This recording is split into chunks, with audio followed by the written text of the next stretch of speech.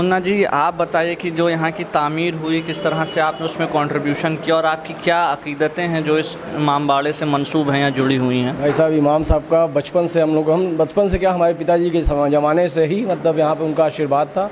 और हम लोग बहुत छोटे थे, 10 से 12 साल की अवस्था के थे, तभी से हम लोग जुड़े हुए हैं। तो पिताजी सेवा करते थे, खिदमत करते थे। यहाँ से जो भी संबंधित समस्याएं होती थी, जैसे मुहर्रम के समय चूना कराना या और भी जो रिपेयर, तो भाई साहब के पिताजी थे वो मतलब चाबी हैंडल कर देते थे। उसके बाद जो भी चूना वूना मरम्मत होता था, उसके बाद धुलाई पुछाई, हम लोग छोटे से बहुत छोटे, करीब 12 साल के आसपास के थे, तो बहुत ही मतलब लगन से करते थे।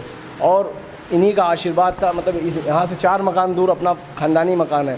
बाबा की मर्ज़ी हुई, मतलब करीब 2 साल पहले अपने चरण में एक जगह दी है छोटा सा, जिसमें हम लोग मतलब रोजी रोज़गार, परिवार सब शिफ्ट है इस समय।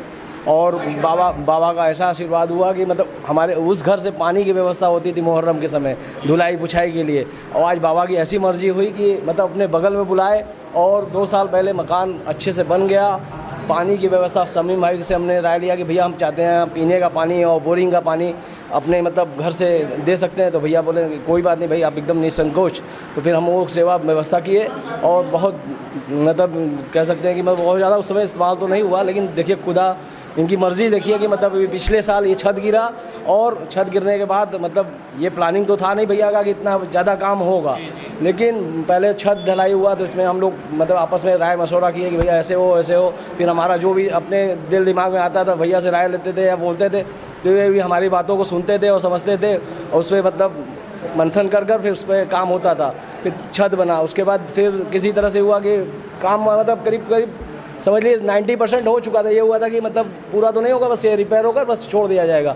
लेकिन फिर बाबा की मर्ज़ी हुई, जो भी उनके भक्तगण मिले धीरे धीरे, हाँ, फिर दीवार बदलाया, फिर मार्बल लगा, टाइल्स लगा, और हमारे घर से मतलब पूरे पानी की व्यवस्था मतलब इनके आशीर्वाद से अब एकदम मतलब एनी टाइम 24 घंटा मतलब है एकदम। मतलब ये मेरा सौभाग्य है कि हम इस इमामबाड़े के लिए कुछ कर सके या आगे भी करेंगे, और हमारे बच्चे भी इससे जुड़े हुए।